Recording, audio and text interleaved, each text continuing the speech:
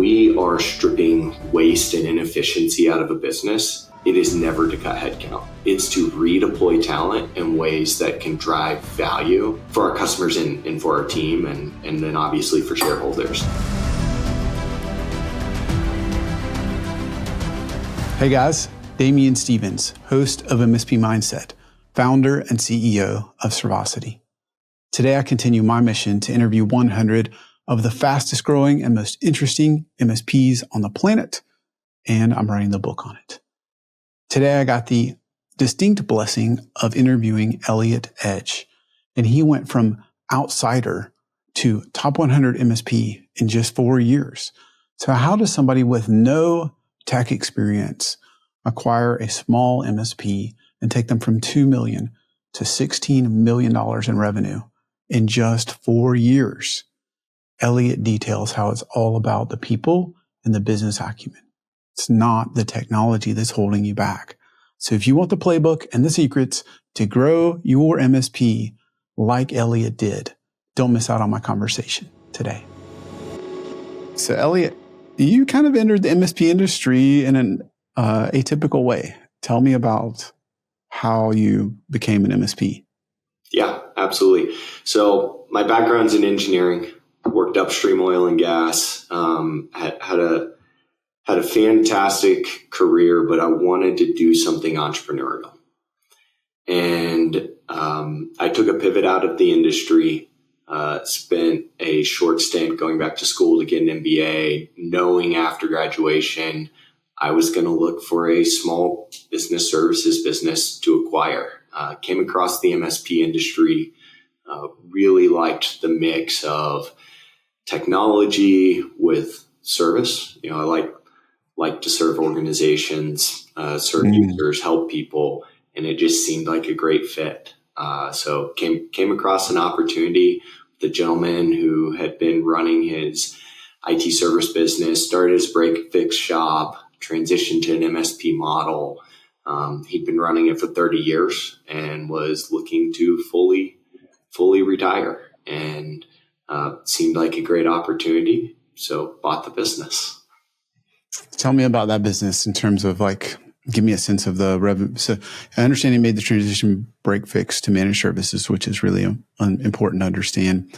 And give me a sense of revenue or team size. Yeah. So based out of San Antonio, Texas, team was 8.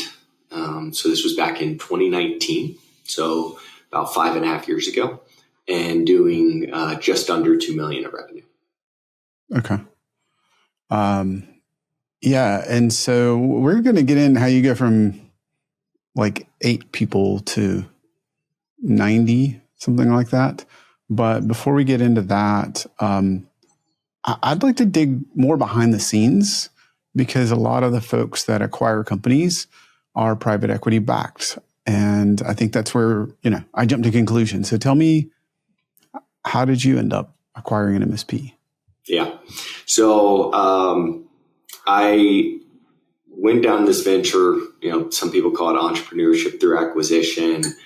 You've got private equity groups, you've got search funders. I did a slight variation. I partnered with a family office.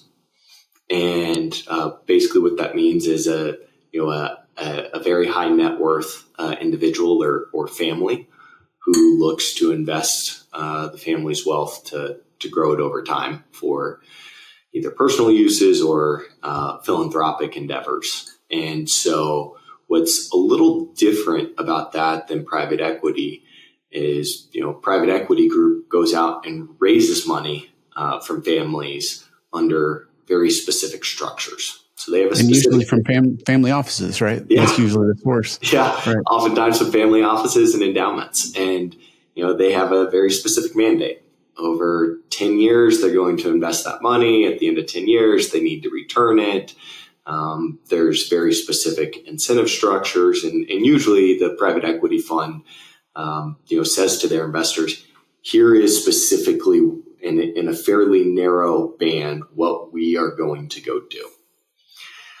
When you partner directly with a family office, there's a lot more flexibility in the mandate. It's really based on what the family's trying to accomplish. And you can be a little more opportunistic. You don't have a fixed time period in which you have to invest and then turn around and return capital. There's no committed capital, so there's no incentive to do a deal just for the sake of putting the capital to work. And what is unique? That's a big distinction, by the way, I think. Yeah, right. It is a big distinction. If you haven't dealt with PE or they're not like, I think most of them, they're not necessarily bad or bad people, right? But there's a certain amount of pressure that you have X and you have to deploy X, because for every dollar you don't deploy, you're not going to get much of a return. Yeah, exactly. And you're raising from investors who are expecting you to put that capital to work. Absolutely. I think that's an important distinction.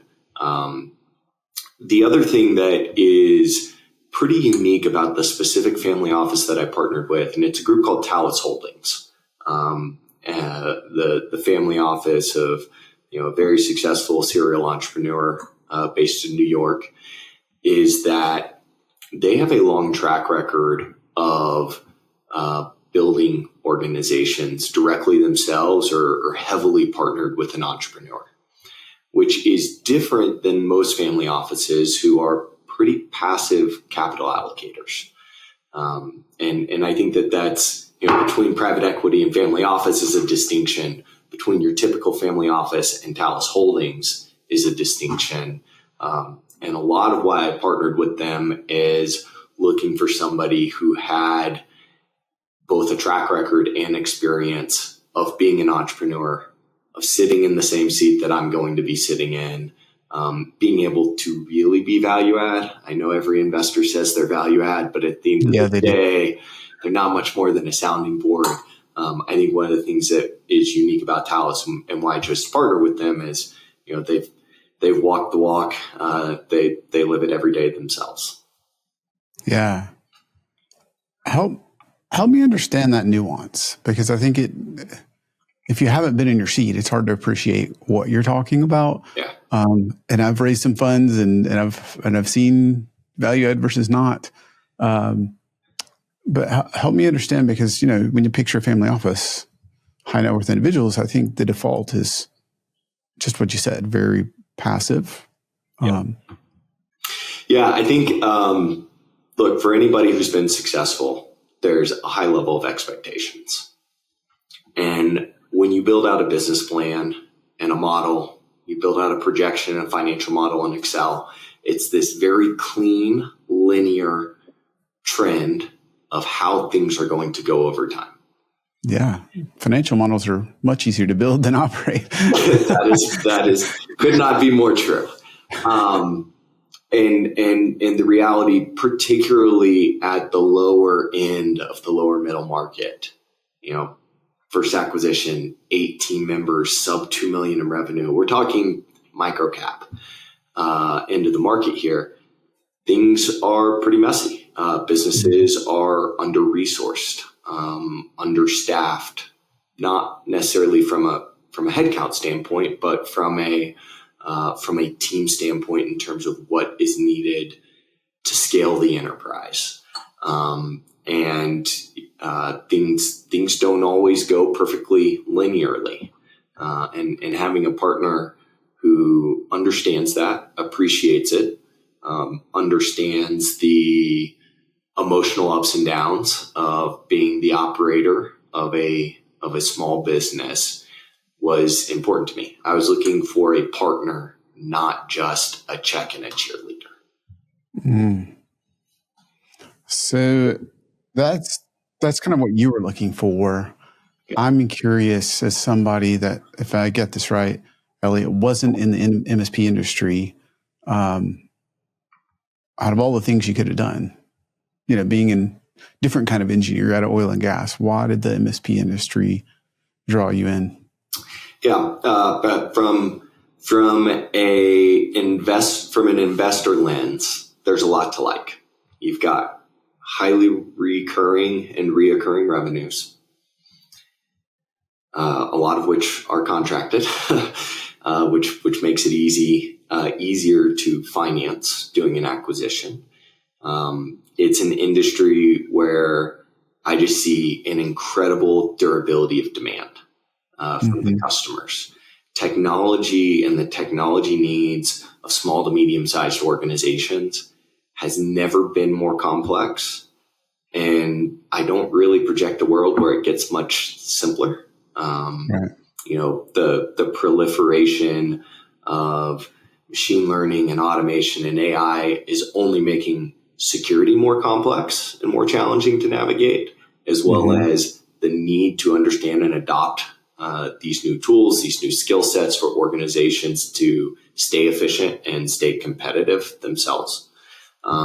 So see, just tons of runway for the industry. And then on a personal level, I like technology. There's a lot of great things to learn, a lot of tools that can really drive outcomes in businesses. In a lot of cases, and certainly in the case of Volonix, these are outcomes directly in the community in which my family works and lives, my team members work and live. That's really rewarding to be able to see the impact, whether it's a business thriving, an incredible amount of philanthropy, nonprofit work that's generated, whether directly or indirectly, and that's pretty cool to be a part of.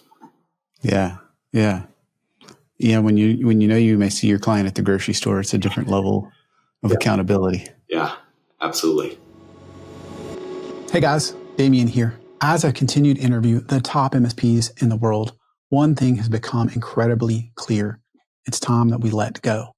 Even more than that, every time I focus on my zone of genius and get out of the way and do the very few things I'm good at and delegate to others, I'm ready for that next level of growth. One way that I could help you is with Servosity.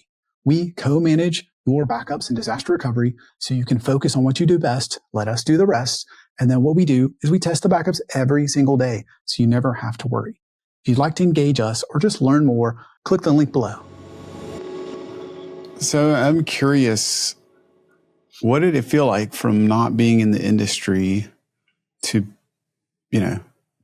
okay, the deal's done, but now you're CEO and leading, and from what I gathered in our kind of backstage conversation, not that high level, but hands-on in the trenches leadership. So how did that feel when you first got started with that?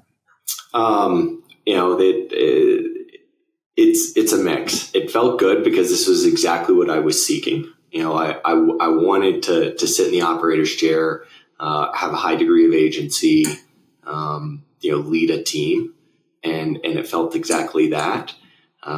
But very quickly it settles in of I've got a lot to learn, drinking from the fire hose, learning our clients, learning our tools. We use ConnectWise Manage for our PSA. I'd never opened ConnectWise before diligence on the acquisition.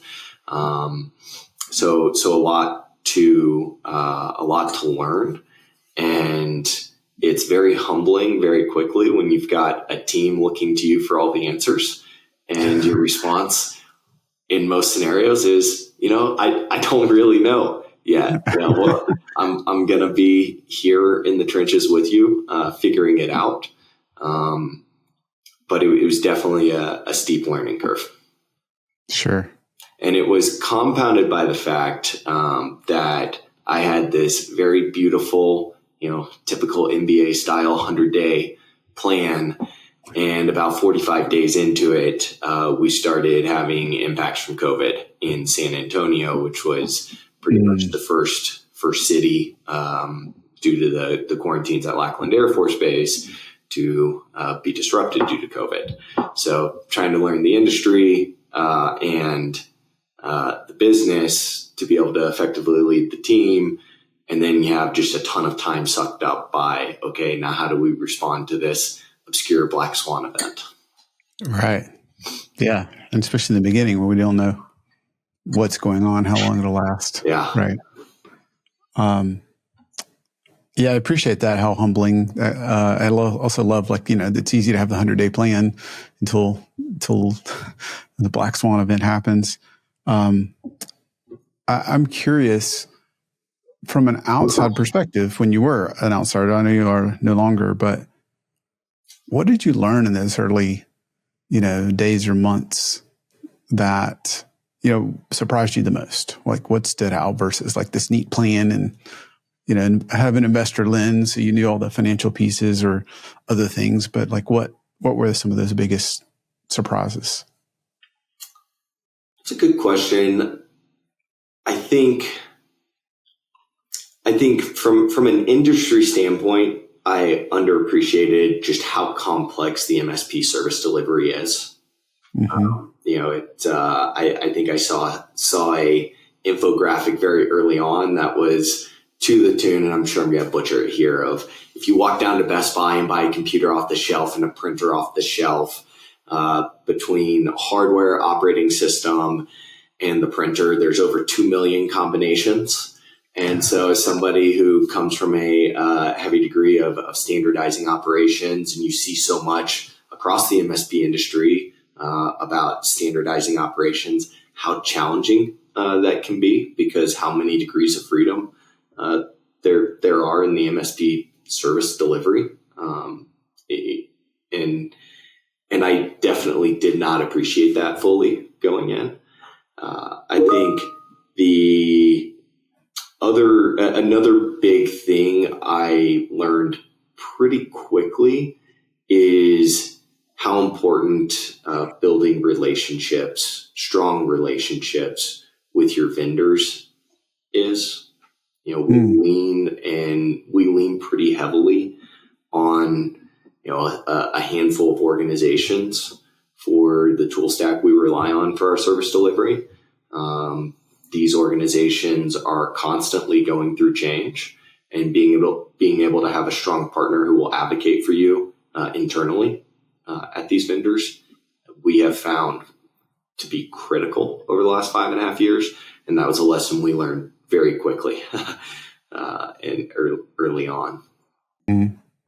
Yeah. So we talked about all the challenges of coming into the industry, but I'm curious, when your team did come to you and this sort of things, I'm sure at times was overwhelming. But I think this is a part that some of us that just started an MSP, and maybe if we were more business focused, missed. What were some of the strengths you had? Like, what were some of the things that you relied on that allowed you to lead, especially, the team was new to you, the industry's new to you, the clients are new to you, the tools are new, right? So what was it you could lean on to say, this is how we're going to go forward? So one of the first things is, the opposite side of maybe not coming with a huge depth of experience in the MSP industry is I had no qualms whatsoever about asking the quote unquote dumb question in the room. Yeah. And it is always enlightening, even to this day, how often when you're in a room trying to solve a problem in front of the whiteboard with a group of people, that there are a bunch of implicit assumptions that aren't being directly addressed, that may or may not be correct, that may or may not be relevant. And I think having the humility to say, I'm not worried about embarrassing myself, I'm not worried about exposing my ignorance here, and just being willing to ask the simple question can be really, really helpful. Particularly when you're dealing with really experienced technical professionals who have, 1, 2, 3 decades of experience. Mm-hmm. Oftentimes some of the most simple possible solutions get skipped over. Yeah. And I think being that grounding force for the team of driving back to the base fundamentals, we go and troubleshoot a networking issue. First thing we should check are the link lights showing on the Ethernet cable. Let's address the physical layer first before we jump to, some sort of ARP table poisoning solution we saw once in one of our war story scenarios can be really helpful. And that's something I certainly brought to the table. I also think having, I acquired the business from a gentleman who'd run it for 30 years. And in 30 years, you get pretty ingrained in a certain tool stack, a certain set of systems, and a certain way of doing things. And so Sure. bringing just a sense of we're going to reevaluate. We're not going to reevaluate everything we do, and we're not going to do change just for the sake of doing change. But we're going to come in and say, okay, are our systems where they need to be to position the business to best serve our customers over the next 5 to 10 years? And we found a lot of answers, a lot of situations where the answer was no. We're still running a lot of systems on premise that probably were 3 to 5 years late, if not more, migrating up to the cloud. We were running a number of processes that had grown as responses to a problem that were treating a symptom as opposed to treating the root problem. Mm-hmm. And so I think it provided an opportunity just to reevaluate what we were doing with a fresh set of eyes. Mm. So you've acquired this 30-year MSP, right? So I imagine there's a ton of entrenched processes. How did the team feel about, 30 years in, now there's a new owner, there's a new way, and I'm sure that means not only new tools, but new processes, probably an unprecedented level of growth that came a little later. What was the kind of the reaction from the team? I think with most people, the reaction day one was unsettling uncertainty. Change can be scary. It doesn't have to be, but it certainly can be. I think for some people, it was a bit of a breath of fresh air that they were looking for an organization, a path that was going to be a little more aggressive about pursuing growth. And now I presented an opportunity where they didn't have to switch organizations to potentially achieve that. And, when you've got a founder, owner, CEO who's been doing it for 30 years, it can oftentimes be hard for individuals to rise up and take ownership of things that they'd be interested in doing. Things, particularly in a business that small, can be pretty tightly and rigidly controlled. And I was going to bring, I guess, more freedom and flexibility for the team to grow, personally and professionally. So, in one side, change is scary, and another side, it can present a lot of opportunities. One of the things I did very early on, and we've done in every acquisition, is try to be consistent in the message. So you tell everyone nobody needs to worry about their job. Everybody has a job, and nobody believes you. And maybe by the fifth or sixth time that you say it, and by the time payroll clears for the third or fourth straight month, people maybe start to say, oh, okay, he said I have a job. I guess I do still have a job. And then finally, lead by example. For a very long time, certainly when we were in person, first one in, last one out, and really doing whatever it was that the team needed me to do. So if one day that is, running equipment out to a client site for a project so that everything's fully kitted for install, whether that's sitting down and going through how I want to do credit card reconciliation with our accounting person, kind of you name it. I'm there to serve the team. I'm there to try to make their jobs easier, to free them up to focus more of their energy and effort on delighting end users.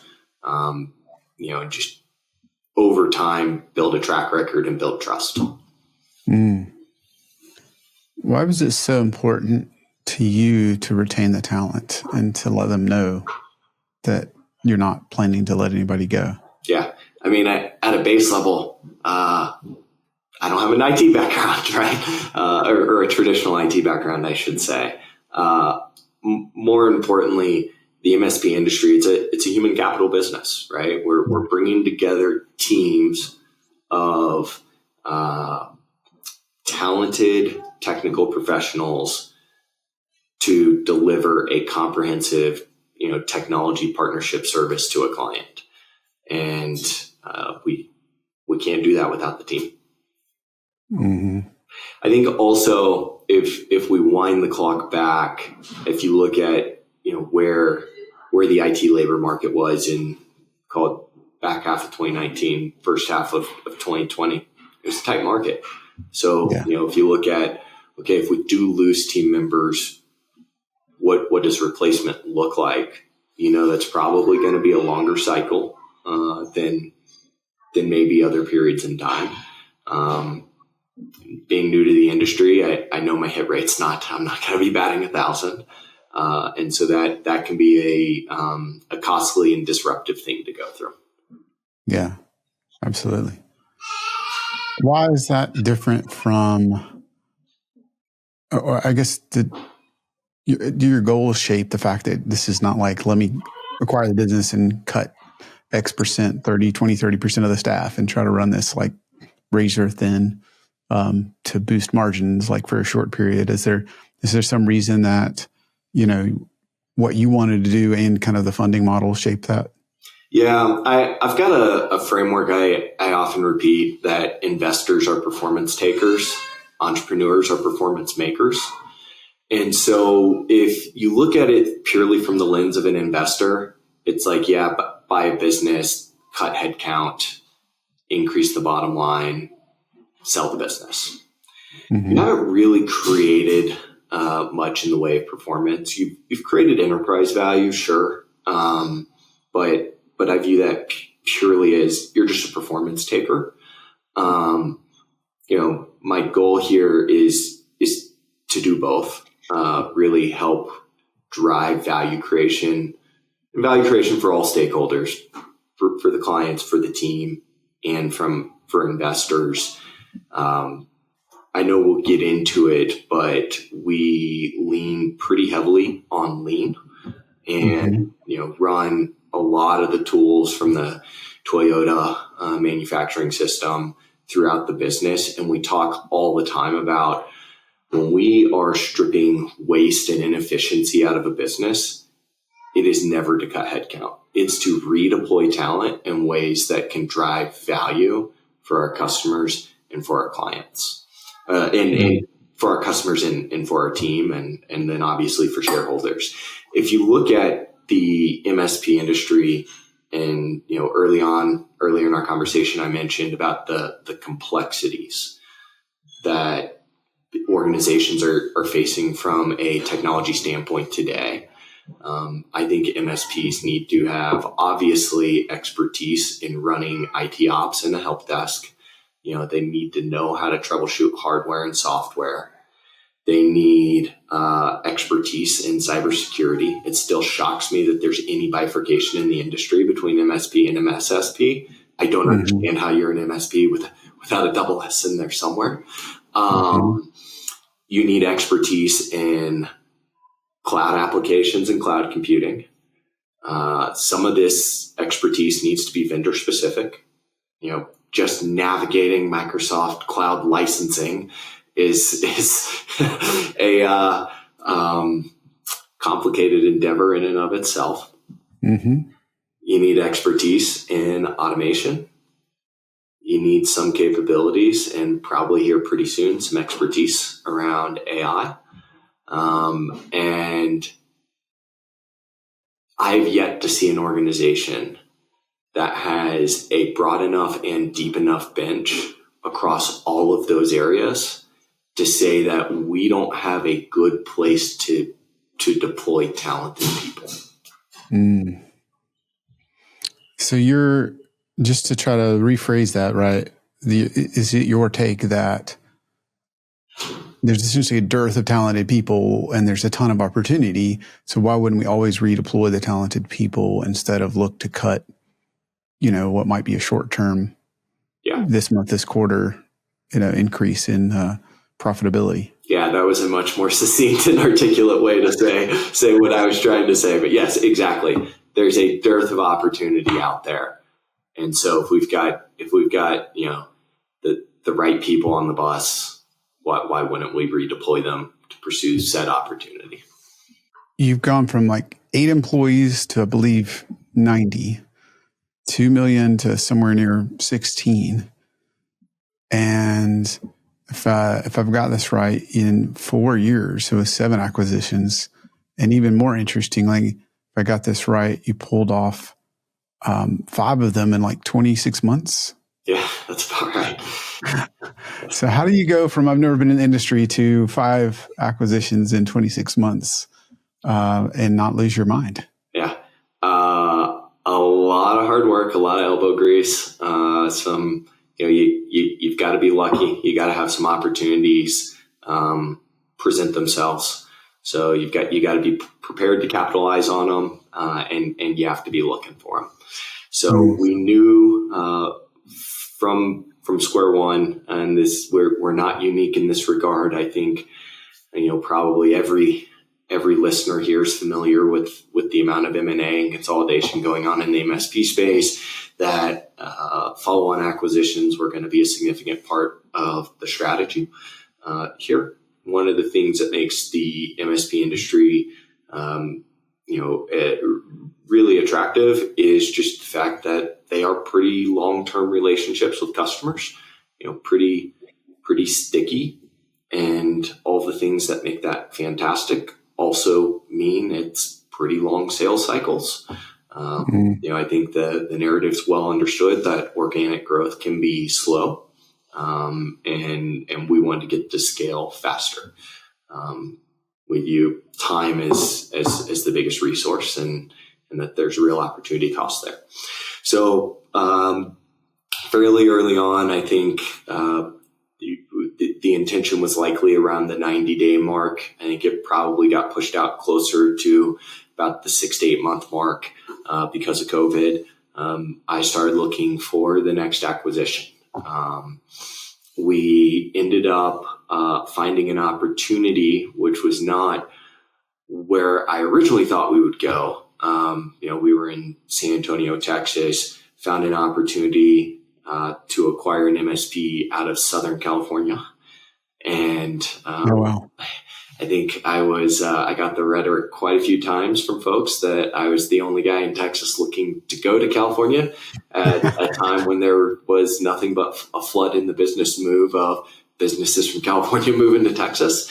But the more I got to know the seller, the more I got to know the team and see the business, it was clear to me that this was just a no-brainer of a fit from an organization. And so we closed on the first bolt-on in February of 2021. So we went under LOI. It was probably about 11 months after the first acquisition, and then ended up closing early in 2021. And then how did you actually manage to sustain the pace of like 5 of them in 26 months? If one of them took you about a year, then, it sounds like you're, dealing with COVID, dealing with other things, totally understandable. Then it makes me even wonder more, how did 5 deals get done in 26 months roughly? Yeah, you start to get more efficient in your processes. I'm always a bit surprised in talking to other groups at the either lack of creativity, lack of willingness to accept what type of buyer they are in the buyer ecosystem, or just lack of opportunities that they look at. So we pretty quickly stood up a process where we could just evaluate a lot of deals. And then we were pretty efficient and objective about processing deals out of the funnel. There's a lot of criteria we would run through around whether it was a right fit. Some of it's the metrics and the financials of the business. Some of it is the role of the operator, and whether we thought that it was going to be reasonable to transition them out of the business if they were looking to step away from the business. Part of its valuation and structure. And if we didn't think, and still to this day, if we don't think there's a decently high probability that we would transact, we very quickly just say, hey, no offense, no harm, no foul. We don't want to waste anybody's time. We're not the right fit. Right. People use that word a lot. What the heck does fit mean? So, like in your case, yeah, because it's hard to arrive, right? I think it's much easier to connect the dots looking backwards. Like that was a good fit, whether it was a hire or in this case, an acquisition. But what does that mean? Like, what does that mean then? And what does it mean now for you? Yeah, I think, I don't think what it has meant has evolved too much. Probably more that I've gotten a lot more conviction in what it means. I'm frequently surprised how much we just lost out on an opportunity that we were pretty excited about yesterday, in fact. And a big reason was, the seller was looking for an organization that aligned with their service delivery stack. I find frequently in the industry, people look at, are you a ConnectWise shop? Are you a Kaseya shop? You should partner up with like organizations. I think it's one of the least important factors. Mm-hmm. In fact, in some regards, I think it's almost easier for us to ingest a non-ConnectWise shop, because we're not arguing over the minutia of, whose item type, subtype tables are we going with? You fall into these like less important minutia details in what at the end of the day is how do we view delivering value to clients? So when I think about fit, I think a lot about culture. It is very, very common in the industry for there not to be a lot of process that is formalized. And the formalization of process, a lot of people don't like. People sometimes work at smaller organizations because they don't want to deal with that structure. And so, is this an organization who is accustomed to building documentation and not just documenting, WAN configurations and IT glue, but, documenting how do we triage a ticket? And then what process are we using to go back and verify that we are following our triage process, so that we know we're delivering a very, very consistent, high-class service to our clients and to our end users. So we look a lot around cultural fit. Is this a group that A, wants to go above and beyond to deliver a high-quality end-user experience? B, views themselves as a service organization, not a technology solutions team. We have to deliver good technology solutions for our clients, but we believe very strongly that we're first and foremost a service business. Mm-hmm. And if people want to solve the Rubik's Cube, but they don't want to help a person, it's never going to be a right fit, and that's a gap that I haven't really ever found a way to bridge. And then I mentioned it at some level, it's got to be valuation and structure. There's a lot of buyers in this marketplace, and sellers are looking to accomplish different things in a transaction. Some sellers say, I want to maximize value. Some sellers say, I want to maximize cash at close. Some sellers say, it's important to me that my name stays on the door. Some sellers say, I want to know that my customers who I am going to continue to run into at the grocery store and at the social club that we're all members of aren't going to have a contract ripped out from underneath them and repapered within 90 days with a significant price increase. So it's a lot of time exploring what is the seller trying to accomplish in their transaction process, and do we think we're going to be able to help them accomplish it? If a seller's looking to maximize transaction value and cash at close, it's potential that there are buyers out there that are willing to pay more or have a capital structure that's different than ours. But maybe they can't do things that we can do. Because I sit in the business, sit in the trenches alongside my team, and we have experience and a track record of doing it, I can look a seller in the eye and say, if your goal is to step away and enjoy your life with your kids before they go off to college, or enjoy retirement with your wife and do traveling, and your primary goal is to get out of this business fast, I can do that. A private equity buyer may not be able to remove you from the business. They may need you in the business as part of the transaction. So it's a lot of time, what do we look for? We look for service-based alignment, a group that can get comfortable with process, and a team that wants to grow. And then what do we look for from a transaction structure? What is the seller trying to accomplish? And do we think we're a group that can help them accomplish that? You mentioned some teams or some people are just not used to process. What's the typical size that you've acquired and that you're looking for now? I think that would help for everybody that's listening, but also it'd help me understand, because I certainly picture the 5-man shop as not being reprocess oriented, but I have this perhaps wrong notion that a certain size you are. But I think, that's just my assumption. I know I've met a mature 15-person organization and a very immature 60-person organization. Yeah. We've acquired the smallest group was 3.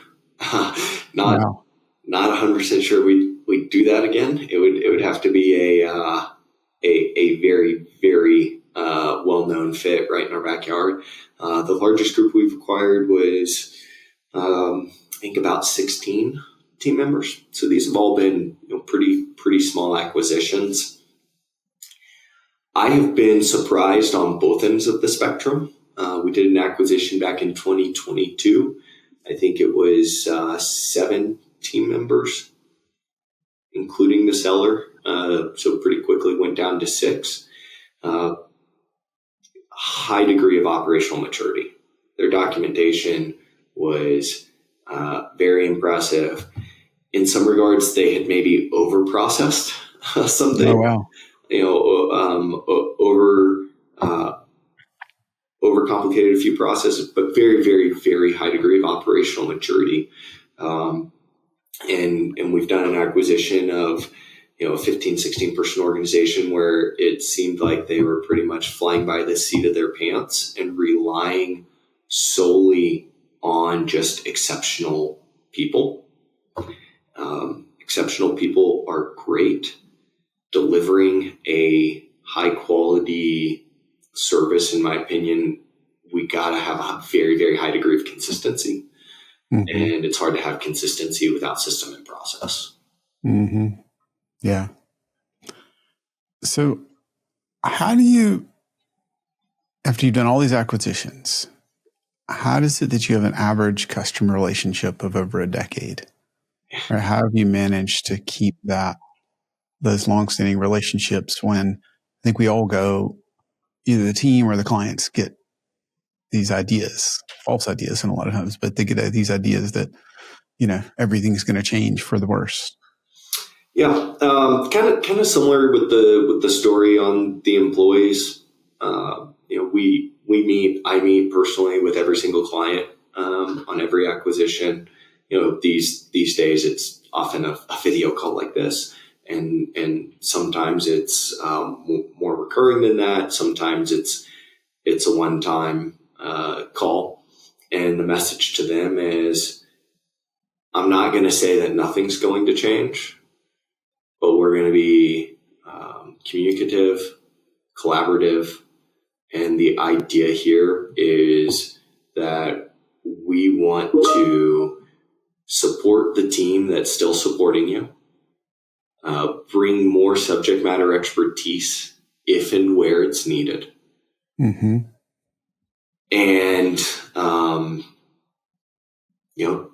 do what we say we're going to do. We're not perfect.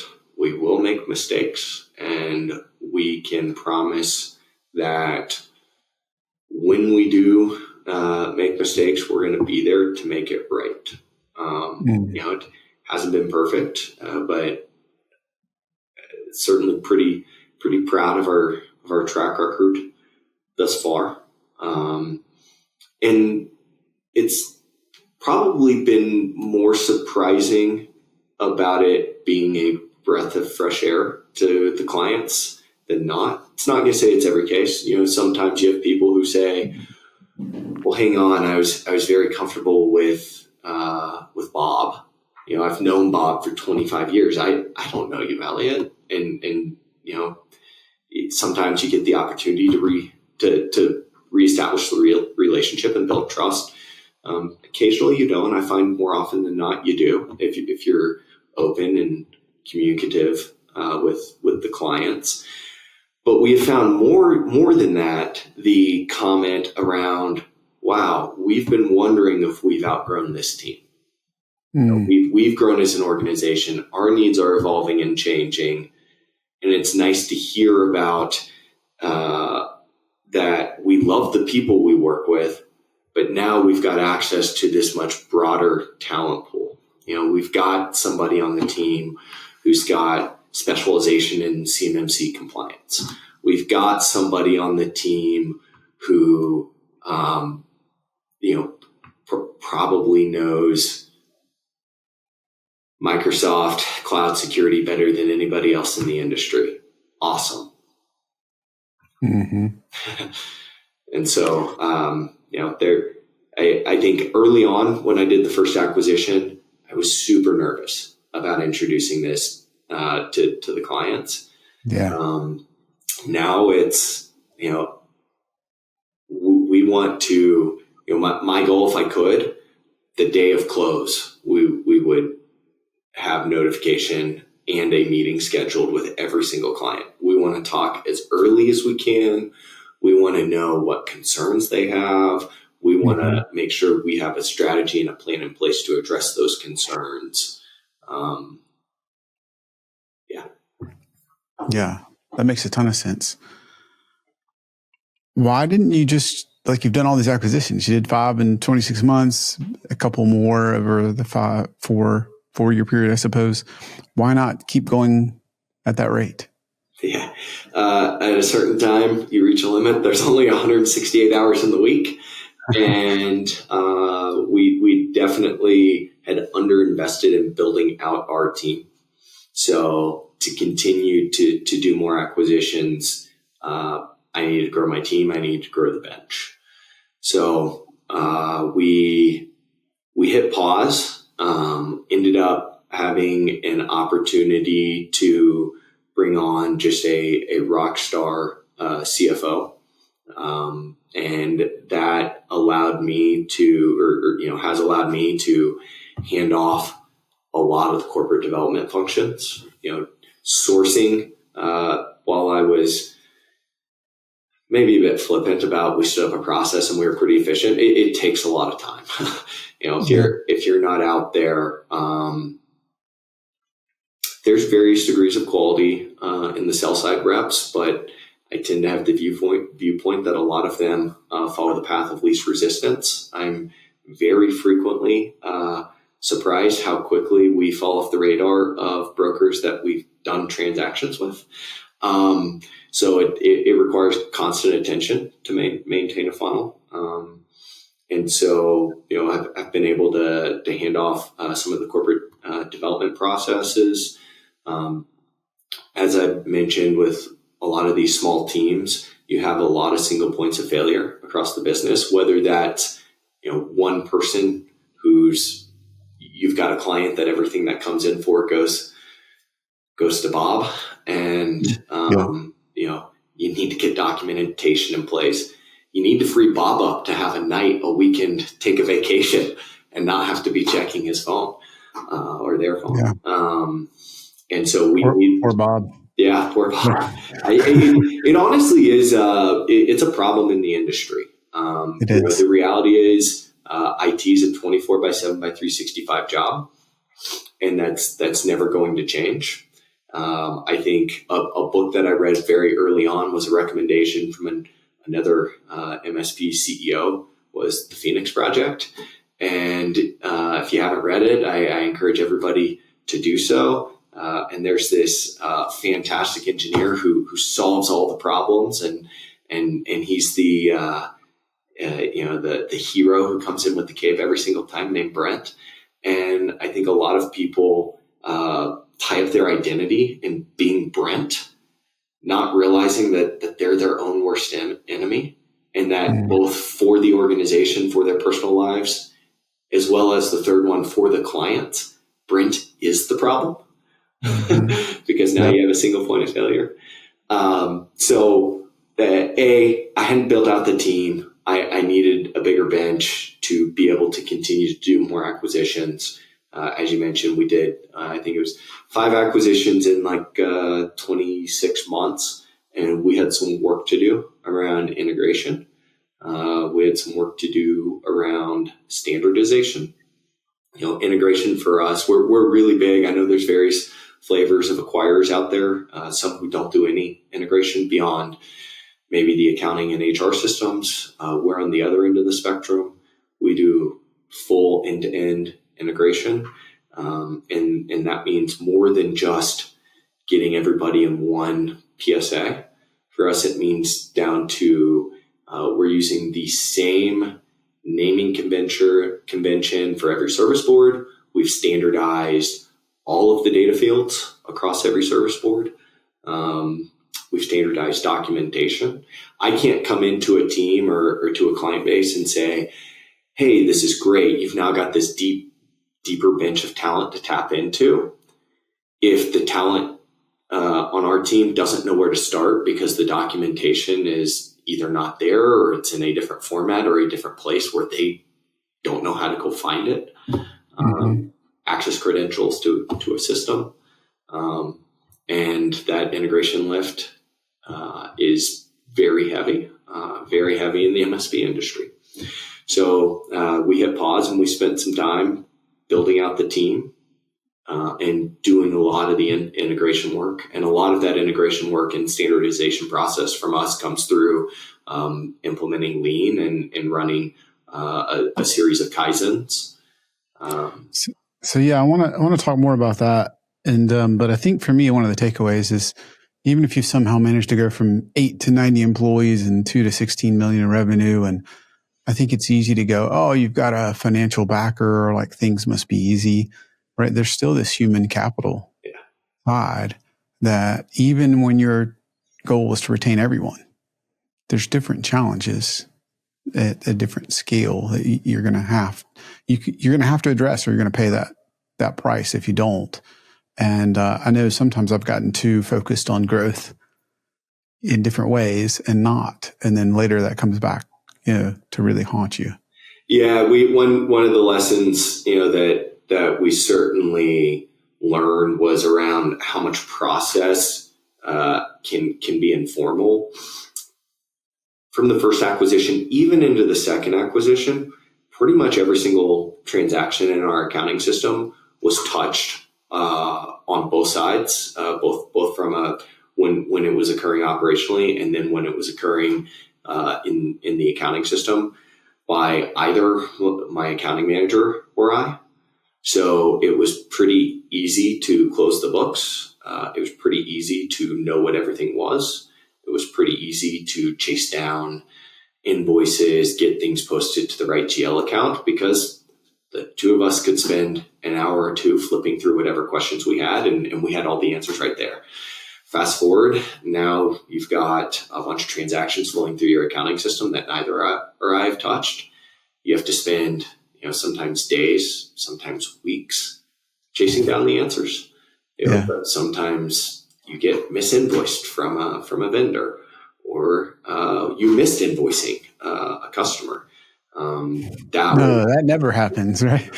That's been a big growing pain. And frankly, if we put the accounting system and process that we have in place now back in place when there were 8 of us, it would have been way overkill. So what works for an 8-person team is not what works for a 90-person team, and vice versa. And we're going to have to evolve and adapt our systems when we're a 900-person team.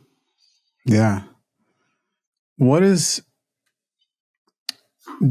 I think if I recall, based on our discussion, Elliot, you started with EOS, which seems to be the most common, playbook for MSPs. And I actually spent some time in manufacturing, so I understand a little bit about Lean and Kaizen, but most people don't. So tell me why you don't feel like, let's start with why you don't feel like EOS quite fit. Yeah. So if you're familiar with EOS, you've got the L10 meeting. I still call my staff meeting the L10 meeting. Yeah. And the big portion of it, for those who are successful, in my opinion, those who are successful in implementing EOS, comes down with how good are they at the IDS, identifying and discussing and solving a problem. And I think EOS is a bit light in providing the tools to a team to do that effectively. I think they have the structure around, identify a problem, but how do you discuss it and solve it? I know we certainly ran into the issue, and I've seen a number of organizations that we work with run into the issue where they spend all of their time appreciating problems, not actually solving problems. So that was certainly a challenge we were running into. One of the benefits that I have of being partnered with House Holdings is they're the owner of one of the premier lean implementation businesses in the U.S. and or in the world. A group that's just got a phenomenal track record of helping do lean implementation and lean turnaround with lower middle market companies and as well as some enterprise companies. And so in addressing, some of the challenges with the team of, hey, I'm struggling with X, or I'm struggling with Y, they said, hey, why don't you take a look at engaging with these folks over here to run a Kaizen to see if you can improve and fix the root cause of what you guys are doing in that process. I think a lot of people think... Help me out. Yeah. For all of us that don't know, Lean is new. What is running a Kaizen? Yeah. So in a simplified term, you get a group of people together that are upstream and downstream of a process, and you break the process down to its basic form of what you're trying to accomplish. And then you look at each point along the value stream in that process to see, is there a way to improve this? Now, for us, we view everything as eliminating waste. In lean world, there's 7 different types of waste. You've got overproduction, you've got time, you've got unnecessary movement, etc. And you say, okay, is there waste in this process that's not delivering value to a customer? Mm-hmm. So, one example of waste in terms of, not delivering value to a customer is if we go out and we buy 100 computers to carry an inventory, and we don't get them all sold before there's some technological obsolescence, we just create a lot of waste in the business. On the flip side, if I've got a customer who calls me up and says, "Hey, Elliot, we forgot to tell you we've got a new employee starting tomorrow. Can you have a setup delivered for them?" And I turn around and I say, "I'm not going to be able to get you a computer for 2 weeks because we have no inventory." Now we're also creating waste for a customer. Yeah. So you break down a process to its most fundamental steps. You say, what problem are we trying to solve? What are the requirements from the customer that we need to solve it by that creates value for them? And then you strip all the waste out of the process. Then you document it. Then you train on it. Then you create a process to follow up on it to make sure that it's working, that we're achieving the result or the outcome we desired, to have continuous improvement. And then you just keep doing that over and over and over again. Each Kaizen looks a little different based on what problem we're trying to solve, and the various tools in the lean playbook that we use in a Kaizen may vary. In some Kaizens, all we do is 5 whys. We just continue to ask why until we feel like we get down to the fundamental thing. Usually, if you ask, why to a problem or why are we doing a process, the first answer is very rarely the base fundamental. So you keep asking why do you get to the base fundamental. In some Kaizens we're doing value stream mapping, and some Kaizens we're doing direct observation and time recording of how long it takes to do a process. In some Kaizens we're doing fishbone diagrams. It really kind of varies from Kaizen to Kaizen, but the general sense is get a cross-functional team together that's upstream and downstream from a process, put front and center, what are we trying to solve? What's the value proposition? Break the process down to its base fundamentals and strip out all the waste. So I know in my experience, lean is uncommon at MSP level. But what about other service organizations? I know lean was born in manufacturing, but do you see it in a lot of other service organizations, or is that still atypical today? It's still, I want to say it's atypical. I think you see it at some of the larger organizations, certainly atypical, at businesses of our scale. It comes out of manufacturing. I think when a lot of people think lean and think Kaizens, they think about a manufacturing process, and they miss that it applies just as equally to a business process. So I think that there's a huge amount of opportunity in most service organizations to implement lean, to get a lot of value. I do see a number of organizations maybe implementing some parts of lean without maybe fully understanding it or using the same terminology, or maybe having the full complement of all the components to lean. And there is a lot of overlap for those who are on EOS to what we do with lean. So in EOS, you have the VTO, the Vision Traction Organizer. In lean, we use strategy deployment. There's some similarities, but there's a few differences. In EOS, you use IDS. In lean, we use Kaizen. So there's some similarities, but I do think that a common misconception is that lean applies to manufacturing. I think lean applies to pretty much everything in life. And if I had my way, we would literally have, I don't know if you've ever seen the lean diagrams of like a tooling shop where you've got the foam cutout where every tool has a place and every place is labeled and it's very clear if anything's missing. I'd love to have that in my utensil drawer in my kitchen. I think it's just as applicable and useful there as it is on a on an auto manufacturing floor. Yeah. I'm a big believer in sometimes looking outside of our own industry could be the best lessons.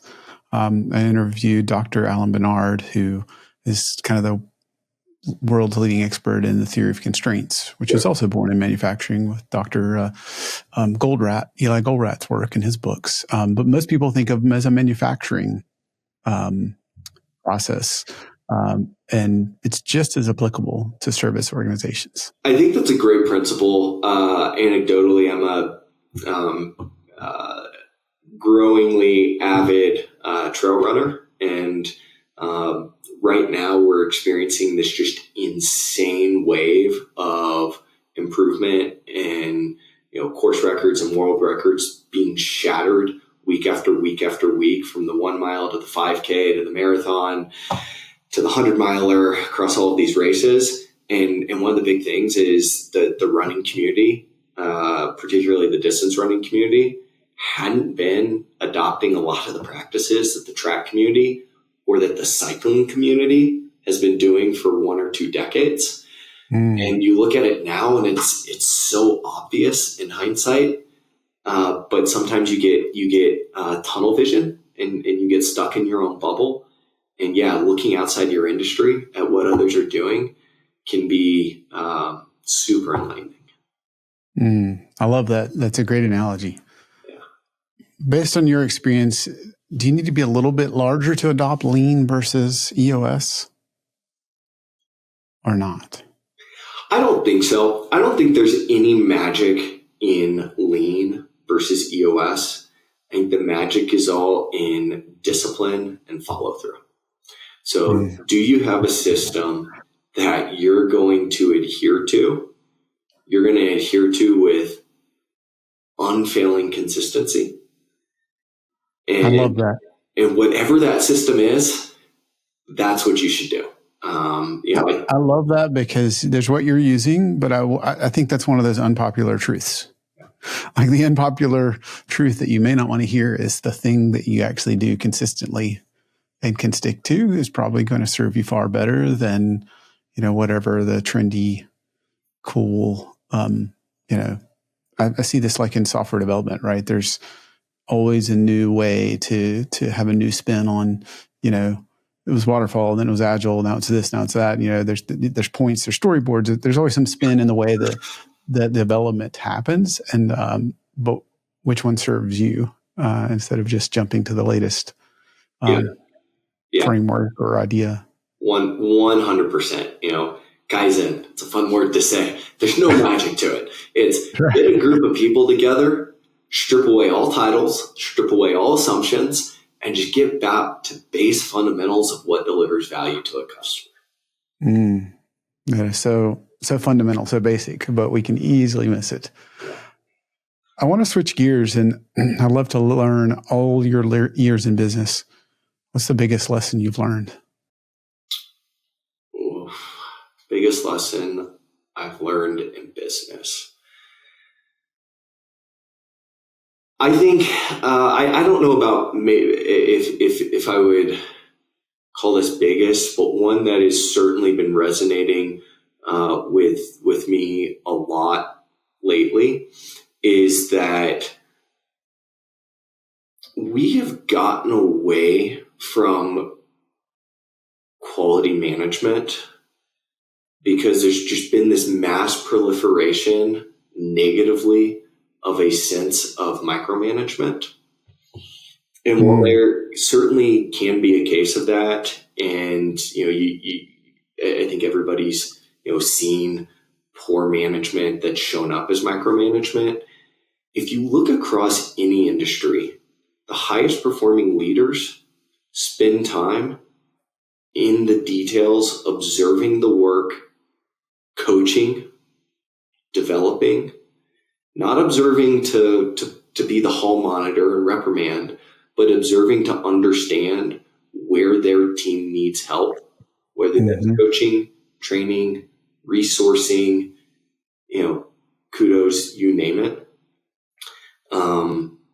And in 2025, again, particularly when so many of us have remote teams, when there's been this proliferation of negativity towards what is perceived micromanagement. At the end of the day, if you can't observe the work being done, if you're not spending time with your team, understanding where they're running into bottlenecks, where a process you've implemented is just a dumb process, and you're not coaching, you're probably not delivering good management.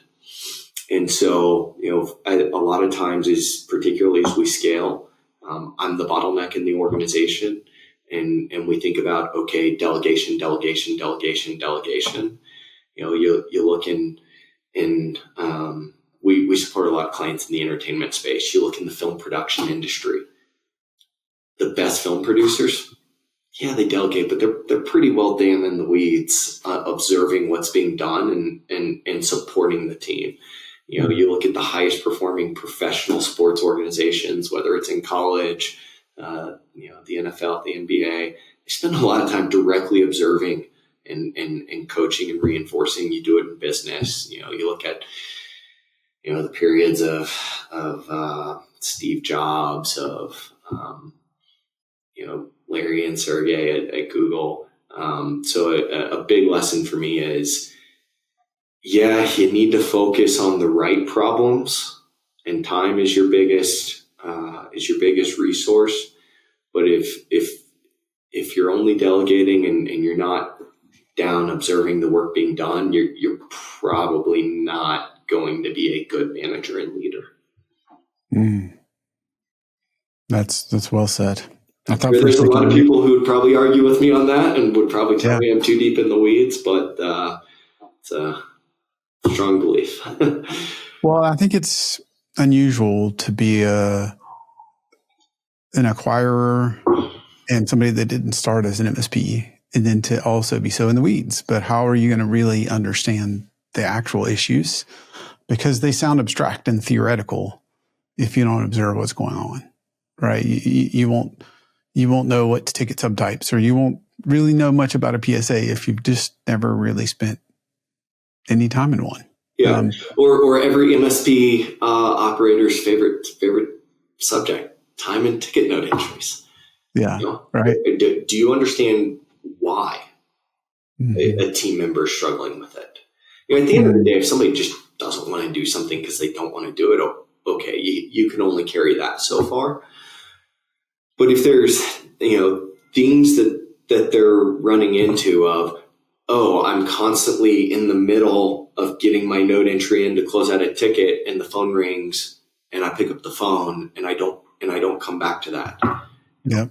Okay, do we need to take a look at our call tree routing? Do we need to do a little bit of training on what to do in a situation like that? Do we need to look at resource capacity?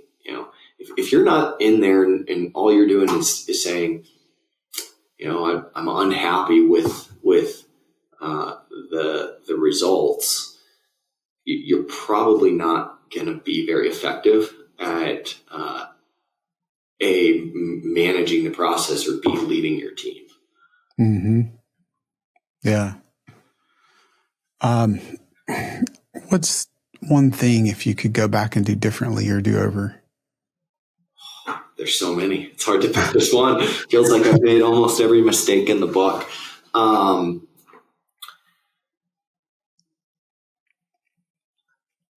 very common thing in a lot of MSPs is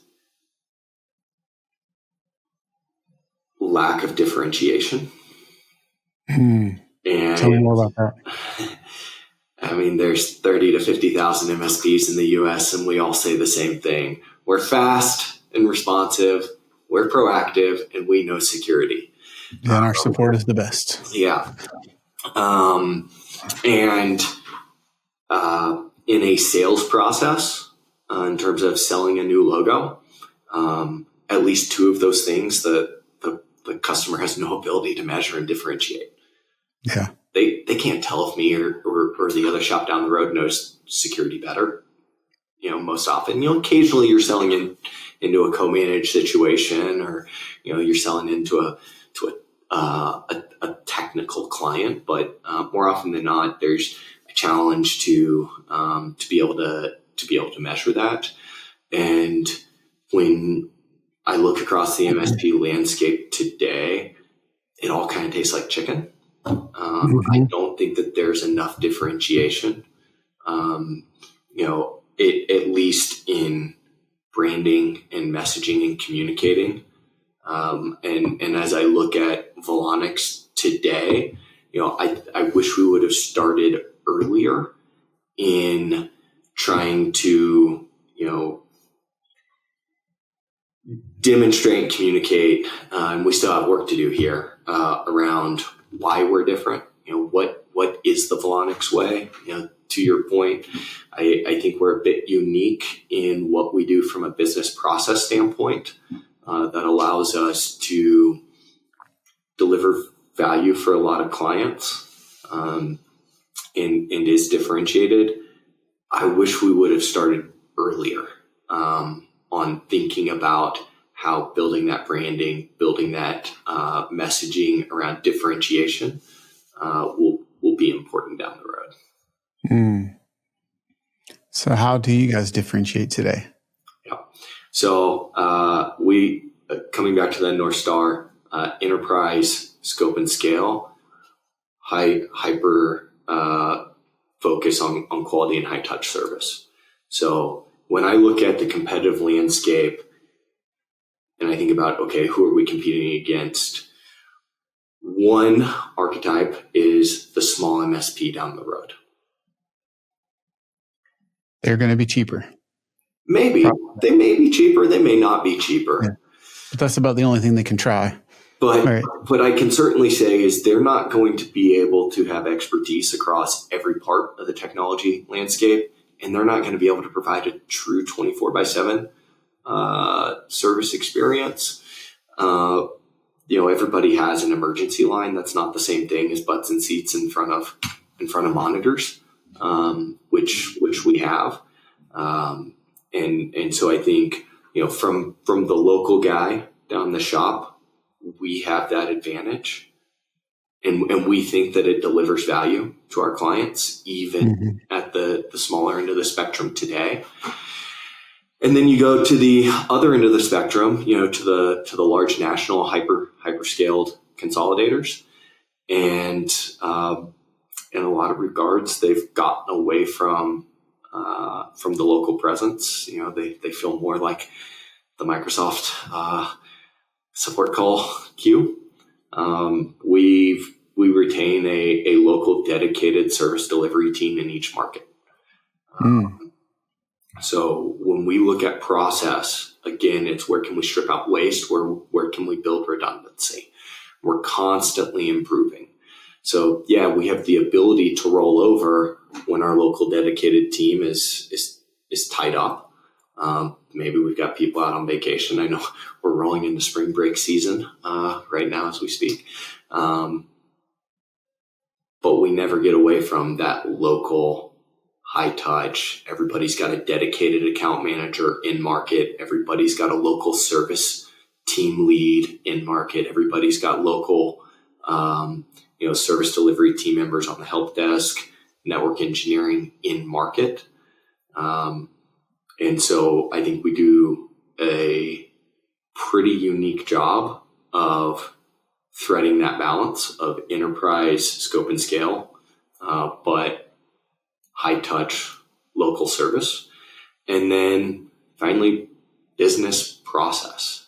When we're talking about a SharePoint implementation for a customer,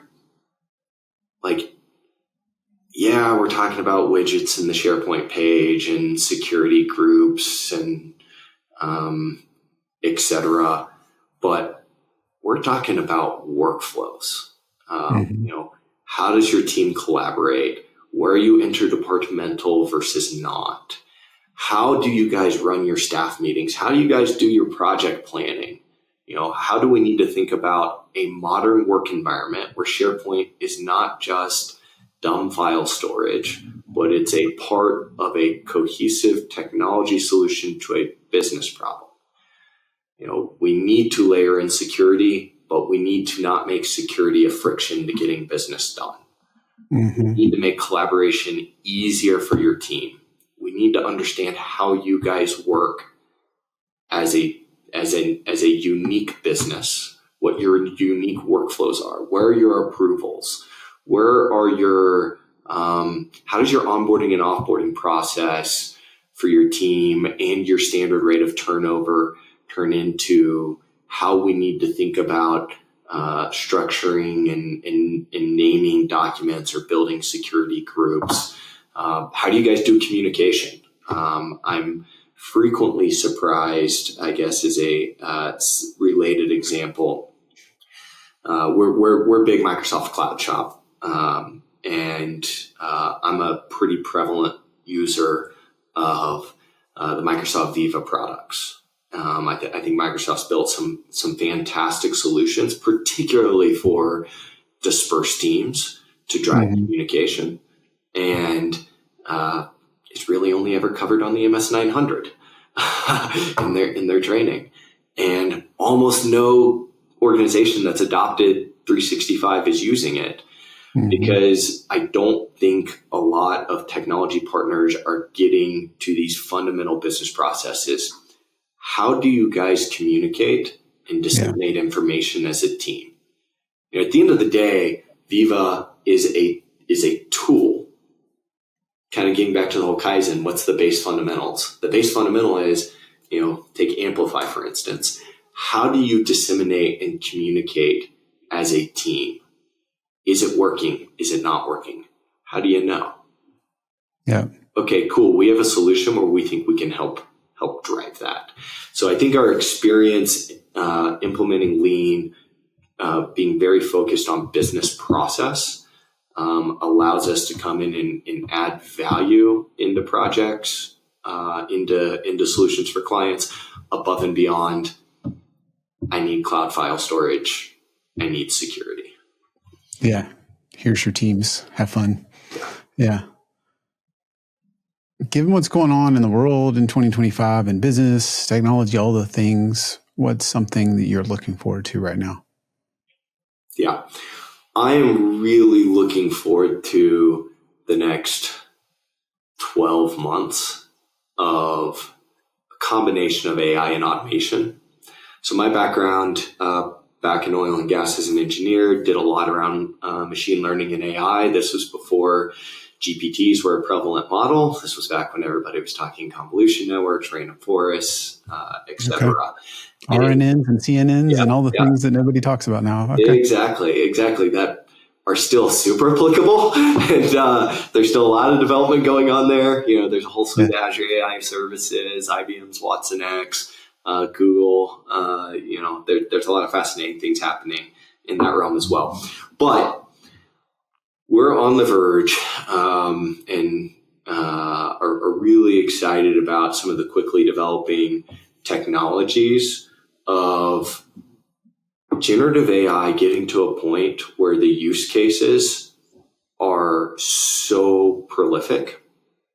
And I personally think that what Microsoft's doing around their whole agent structure, so, Copilots is an individual agent, Copilots is as a team agent, Copilots is as an autonomous agent, is going to drive a wave of hyper automation across small business that is incredible.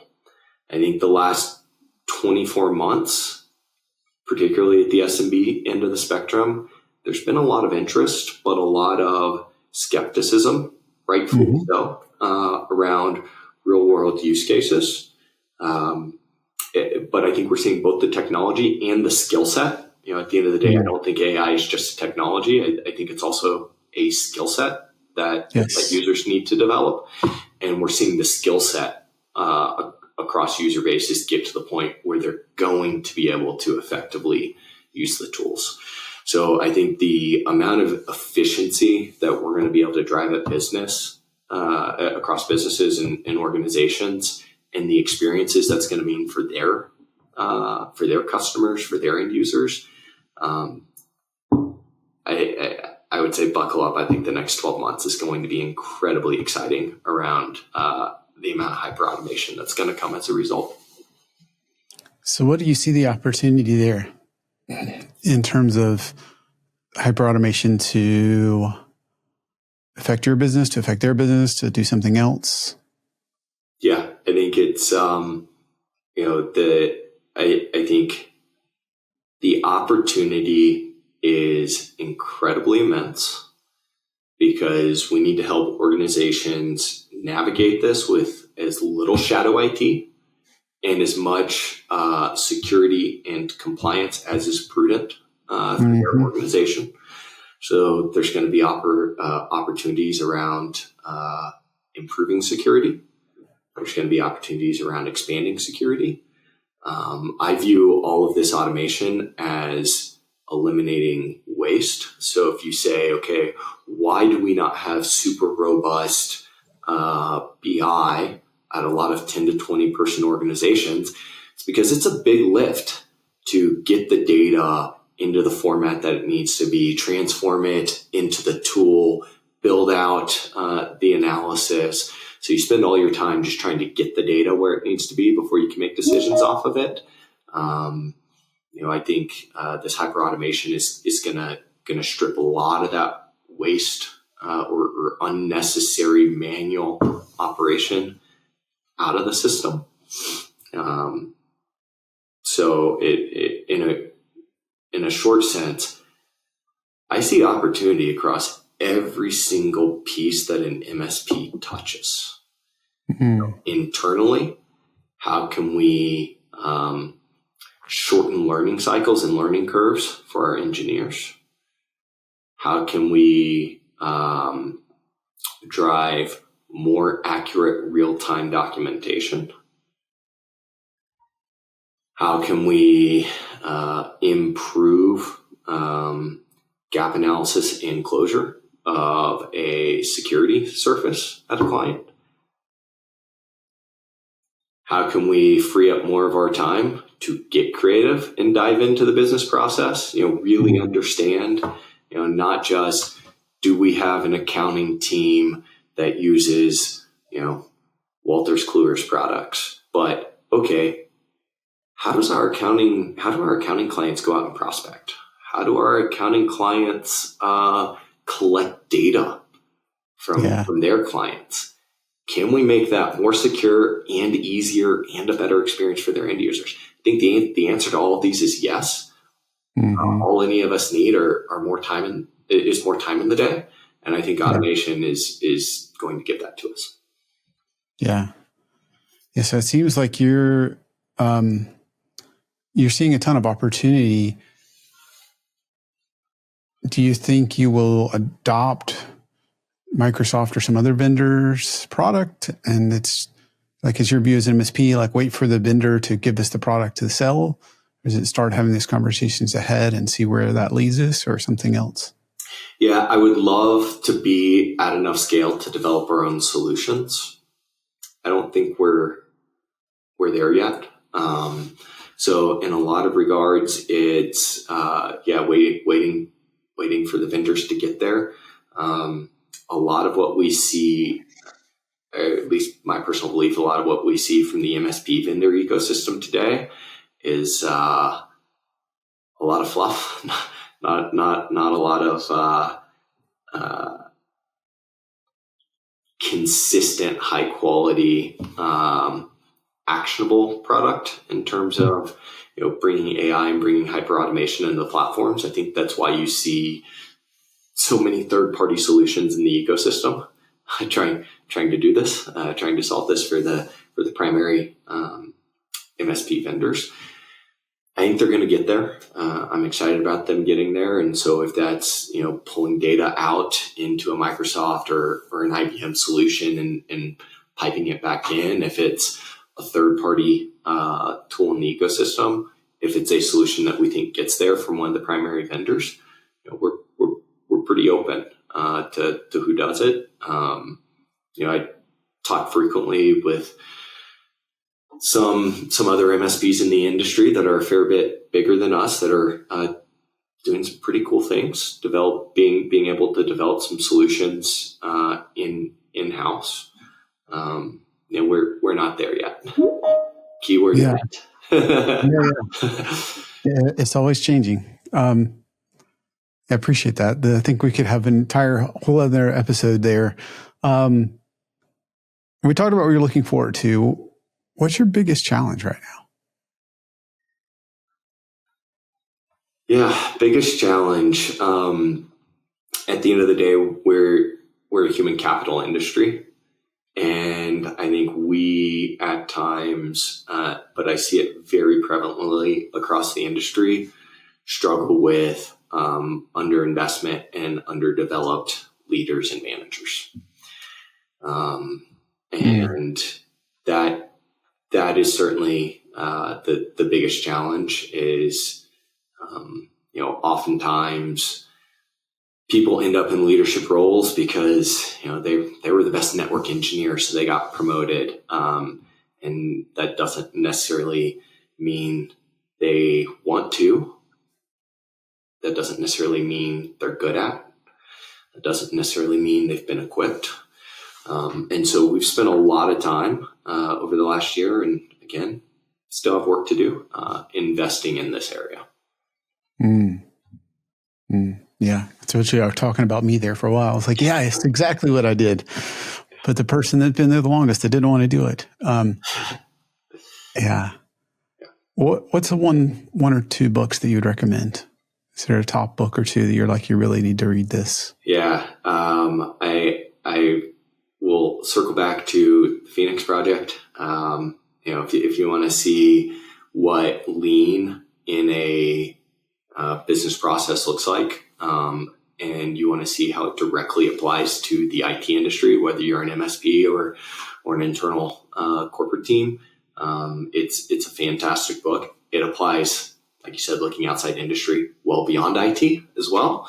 But I think that's a fantastic read, and it's a quick page turner. Another book, and actually this recommendation came from the same person, is The New Gold Standard, which is the story of Ritz-Carlton and what they do as an organization to drive customer focus and customer obsession across their team. I think it's easy for me to sit here and say I'm customer focused, I'm customer obsessed, because I've spent the better part of the last decade being very intentional about choosing about 168 hours of the week to try to do exactly what I'm doing. It's another thing to get a team working together as a unit to be customer obsessed and customer focused. And so, there's a lot of books from a lot of business leaders around this topic. A lot of them talk about it pretty intangibly. What I like in that book is they get down to very, very specific details, not just of what they do, but how they do it. That is really good. Really good. So for everybody that's been listening, Elliot, how could they find you online, reach out and connect with you? Yeah. I'm on LinkedIn, Elliot Edge, shoot me a message there. Can always drop a web form in the Volonix website, volonixit.com. So that always makes it to me. Wonderful. And just for clarity, you had hit pause, but if there's somebody interested in talking about joining you, or they're ready to exit or do something, should they reach out? Yeah, 100%. We did 2 acquisitions in 2024. We're actively looking for the right opportunity. We're pretty efficient with the conversation, and we're going to be open with you. Here's what we do. Here's how we do it. If it's not the right fit for either side, let's stay in touch and see how we can add value to each other over time. I love that. Elliot, this has been amazing. I've learned so much. Thank you for the gift of your time, and thank you for being on MSP Mindset. Thanks so much for having me, Damien. A ton of fun, and look forward to staying in touch.